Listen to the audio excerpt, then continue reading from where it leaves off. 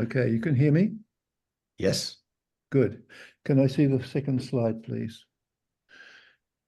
Early Printers of Melbourne, an index, was published in 2005 by Rod Kirkpatrick for the Australian Newspaper History Group.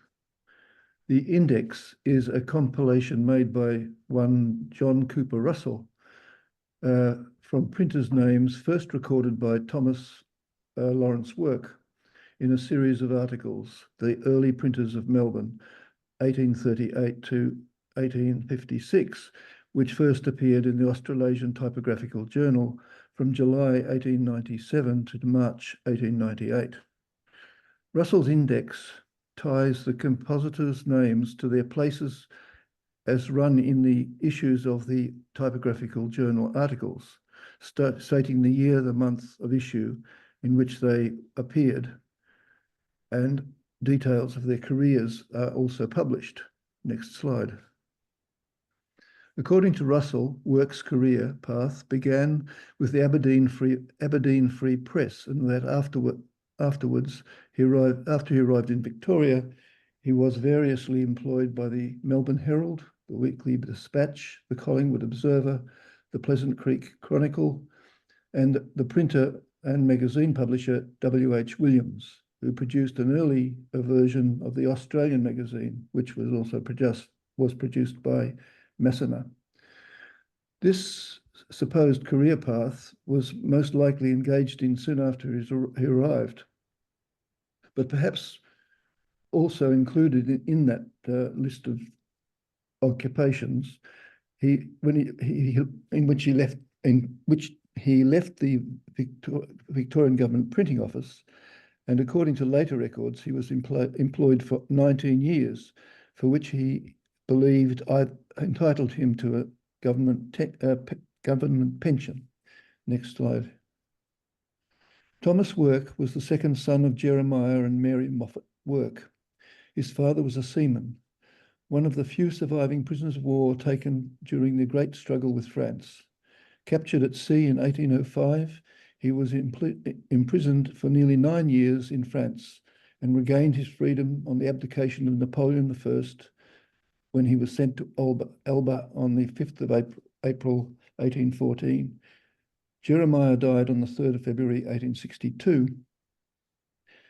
Now, they decided to leave Scotland at this point. So after his death, Mary and Thomas Work left Scotland and went to London, where they left there on the 31st of December 1862 and came to Port Phillip, arriving on the 20th of August 1863. Thomas is first recorded as an employee of the Victorian Government Printer's Office in 1869. He is first noticed in the newspaper press. I'm having trouble seeing my own work there. Can we move the slide at all, or can we remove what's on the people? Oh dear. Okay. He got involved in agitation against the government printer because there was an idea that the staff were being overrun by others who were less skilled or had more influence.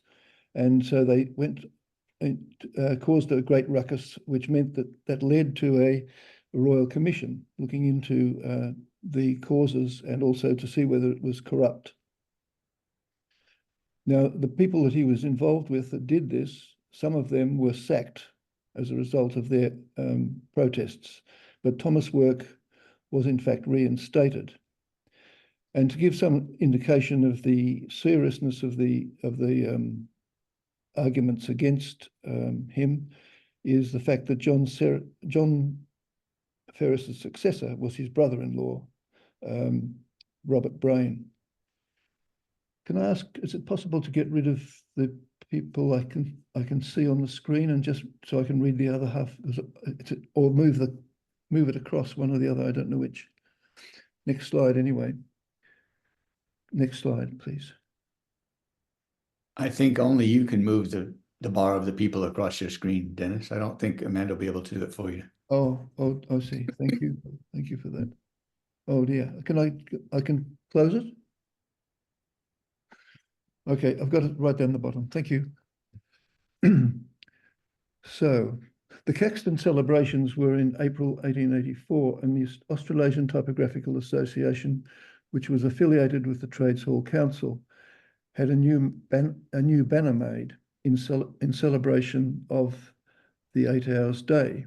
The text of the address was written and spoken by Thomas Work and included the lines, "The 8 hours grant we have received of late, for here in this same sunny clime of ours, we've fixed the working standard of 8 hours for rest, for labour and for play, a natural division of the day."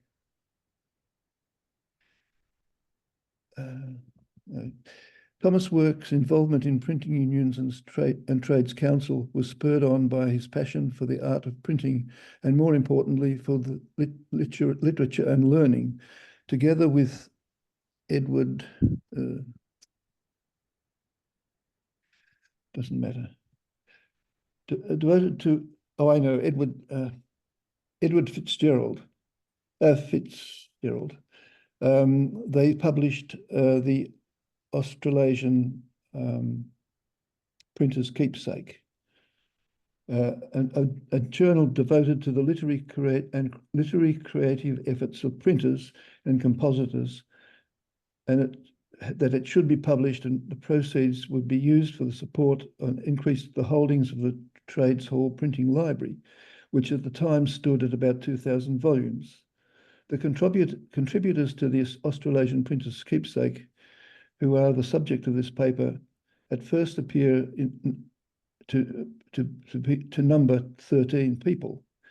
Of those, the following are readily identifiable: S.H. Banks, Andrew Cook, Edward Fitzgerald, the publisher of the Keepsake, Benjamin Hoare, E.F. Hughes, E.M. Corner, J.R. Southern, and that will have to do. Next slide, please.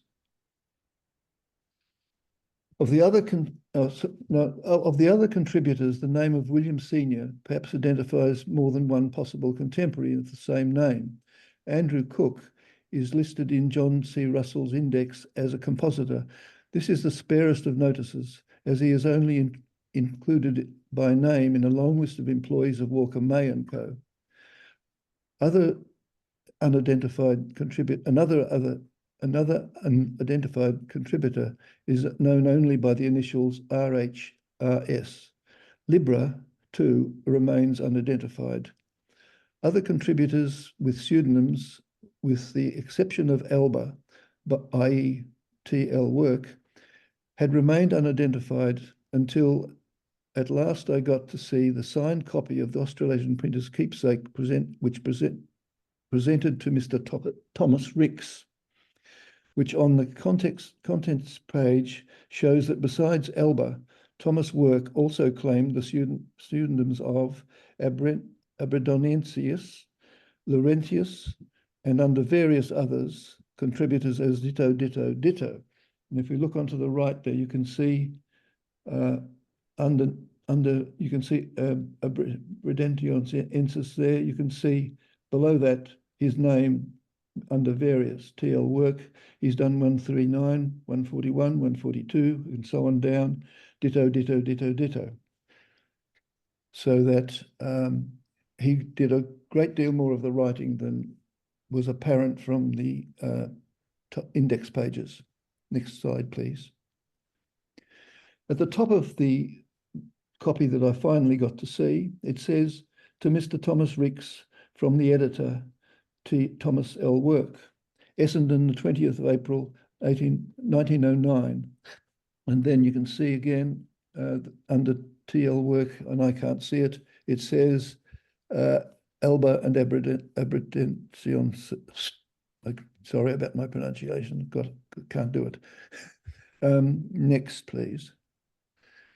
Behind the nom de plume for Laurentius, Thomas Work is identified as the author of Tackling the Wallaby Track, as are several more items behind other of his nom de plumes, including Alba.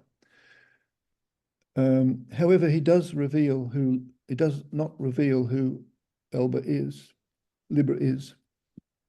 The Printer's Proverbs of Australia by the printing publisher, Edward Fitzgerald, are at the top of the list. You can see him there. Next, please. Of the named authors, probably the one of the most recognised in his day was Samuel Hawker Banks. Mentioned by work in the September 1897 issue of the Australasian Typographical Journal, he is described as well known as an actor, theatrical critic, and occasional verse writer, his contributions being signed Sahaba, which I gather is also another spelling of Sahara. But in this case, being the first two letters of his full name, he deserves more than a passing notice. Indeed, I have copy enough for a page or two about him. Banks frequently appeared as an amateur actor and at last left printing altogether and was billed as the Australian Roscusius. Next slide, please. This is a picture of this is a page from the index that was published by the newspaper group. And it shows there Banks, Mrs. Samuel Hawker, Elizabeth Galway, 1830 to 1852. I have not been able to find much out about her at all. Samuel Hawker Banks, editor, actor, etc. He is all, and then again as Sahaba. Next slide, please. Banks was on the Argus in 1855 when a dispute arose with the proprietors, and he and another comp were charged with conspiracy to refuse to work on the terms offered by Wilson and Mackinnon, and he was for a short period imprisoned. He also worked for the Herald, and eventually he was put on the staff of the government printing office, but he got into hot water with his superior officers for satirizing them in verse. He was quite a funny man. Eventually, Banks returned to the government printing office, Sydney, and he died at Balmain in January 1881, aged 53, and was buried in the Balmain Cemetery. Now, just a sample of his poetry here from in the middle, you can see the whole thing, but on the right, it's got the dying girl and her lover. Ever as a flower, no fairest, be not to me a flower, the uncertain and calls forth its odorous breath, the sweetest perfume given by the sweetest death, and the sport, the victim of the summer hour, the fairest, be not a flower. I won't read the second one, but he ends up by saying, she asks him, should I be myself? And he replies with another verse, yes, you should be yourself. Next slide. John Russell Southern. Now, he's an interesting fellow because he came as a very young man, son of a printer, and came to Victoria with high hopes of starting a newspaper on the goldfields.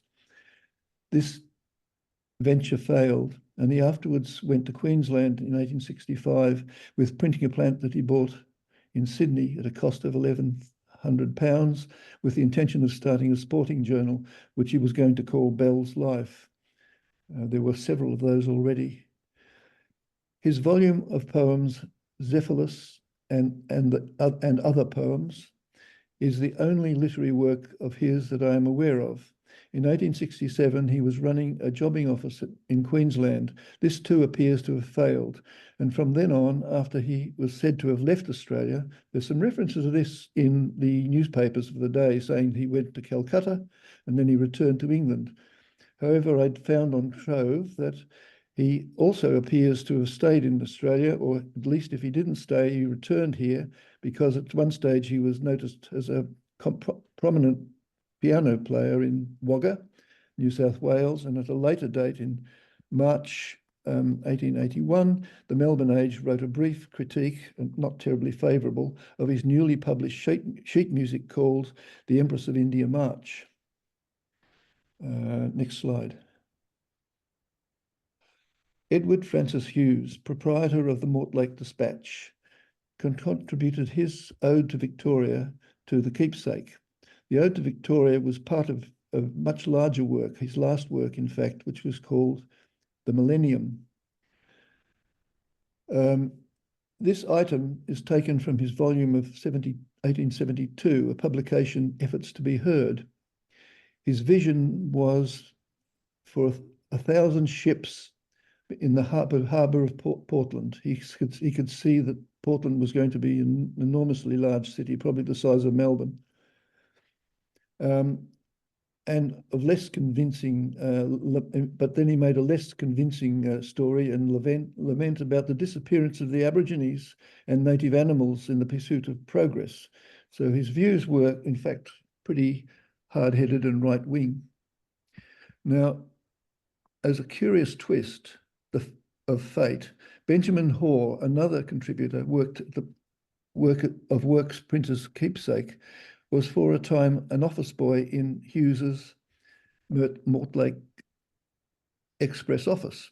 Ben Hoare wrote a satirical article concerning Hughes, regarding him as the worst editor I ever met, which appeared as an article in the Herald and then later was reprinted in his volume of reminiscences called Looking Back Gaily, published by E.W. Cole. There we go.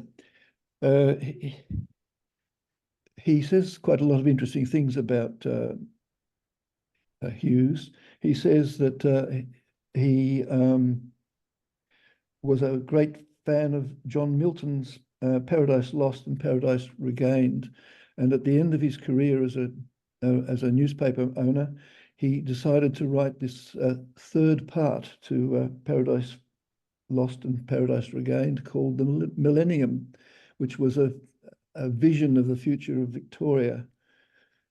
Next slide. Neither Edward Francis Hughes nor Benjamin Hoare are mentioned in John Cooper Russell's Early Printers of Melbourne and Index, but both of them are present in Works and Fitzgerald's Australasian Printers Keepsake, with this lesser subtitle below all of the various items, that styles of item it covered, is illustrative of the craft in Australia.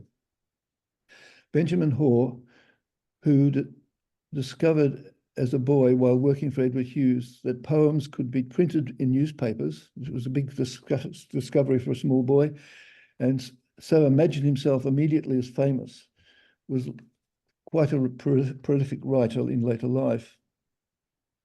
His output was varied, commencing with Preferential Trade, a work which he much later, I think I might have got this back to front, by the way, so forgive me for that, a work that he much later regretted as he changed his opinion and became an advocate of free trade. That is true.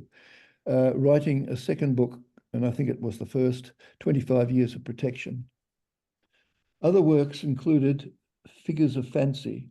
This was a compilation of stories that included Little Ernie's birthday book, Catholics and Crime, The Great Betrayal,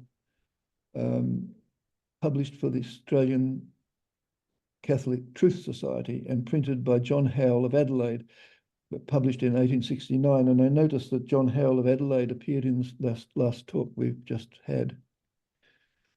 Ben Hoare published two works on trade, and I've mentioned them a little bit. The 25 Years of Protection for the Protectionist Association in 1896, which gives the correct date, and printed by Prender and Owen of 119 Swanston Street, Melbourne. I've never heard of that printer before.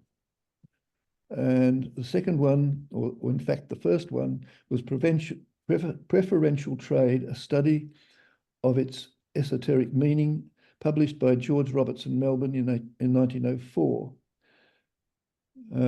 When a companion volume, slightly unrelated, was he also published or wrote the Jubilee History of the Melbourne Harbour Trust. Next slide. There's a picture on the left of Figures of Fancy, which he has given to the State Library of Victoria, presented by Benjamin Hoare, Esquire, July 5th, 1872, and 25 years of protection, which is the other publication, also in the State Library of Victoria. There's a third one, but they haven't digitized the cover or the title page. Sorry. Next, if any. Oh yes, here we go. There is one more author of interest who was a contributor to the Australasian Keepsake, and that is F.M. Kerner. His name was later anglicised to Frederick Martin Kerner. Born Melbourne and educated at St Joseph's Catholic School, Lower Hawthorn, he was awarded a prize by the Melbourne Argus and was employed in the Argus office in December 1872. He became apprenticed to the printing trade, working for on the Australasian, which was an Argus publication. At the end of his apprenticeship, he went to Sydney at the behest of the Honourable E.W. Sullivan, who later became a politician, as proofreader and journalist on the Daily Telegraph, which had just started. Later, he joined the Sydney Morning Herald, and later again, back in Melbourne, he joined the weekly Labour newspaper published by the Trades Hall, which soon failed. He then began setting his own, at that time, he began setting his own type articles in type personally. Back in Melbourne, he also joined, we've covered that already. When this journal failed, at the advice of the E.W. Sullivan, he accepted a position on the Barrier Minor at Broken Hill, and after some time there, he returned to Sydney in 1897 as representing the Barrier Minor as their telegraphic sub-editor of the Evening News. During the Boer War, his gifts for languages was employed in translation of foreign cables from French and German. He was a classical scholar, by the way. In 1903, he took the position of editor of the Adelaide Catholic newspaper, The Southern Cross, retiring from that position in 1934, by which time he had a papal knighthood and was a great deal written about him in the Adelaide press. There's only one reference that I've found so far that states that he was the author of a novel, which the writer attributed to Kerner as a novel called The Barrier Bride. Once more, we have a possibility of a pseudonym, as I can find no evidence that George Garnett wrote anything. Next slide. The Barrier Bride. There we have the title page set in Devine type. It's called A Story of the Broken Hill Strike by George Garnett. Now, the novel is really interesting because it seems to be, while it's a novel, it also seems to be autobiographical, because I discovered that he met and married his wife in Broken Hill, and guess what? In the story, this fellow that's in Broken Hill meets and marries his wife. Published by George Robertson Company, Melbourne, Sydney, Adelaide, and London. Next slide, please. In 1902, Thomas Work returned to Scotland and toured Europe as on a typographical and literary pilgrimage. On his return to Melbourne, he gave a series of lectures to the Essendon Literary Association on Lady Nairn and women's influence on Scottish song, 1911. Scottish Wit and Humour, May 1912, Gutenberg and the Rhine, July 1912, and Carlyle's Life and Writings, August 1912. He was editor and literary advisor to Ellen Neilage, whose poems, published under the unimaginative title of Selected Poems in 1917, were given advance publicity by the Scottish Union in 1916 as Memories of the Homeland, Australia. Frank and Friendly Epistles, Selected Poems by Ellen Neilage, which was reviewed in the Melbourne Leader in March 1918.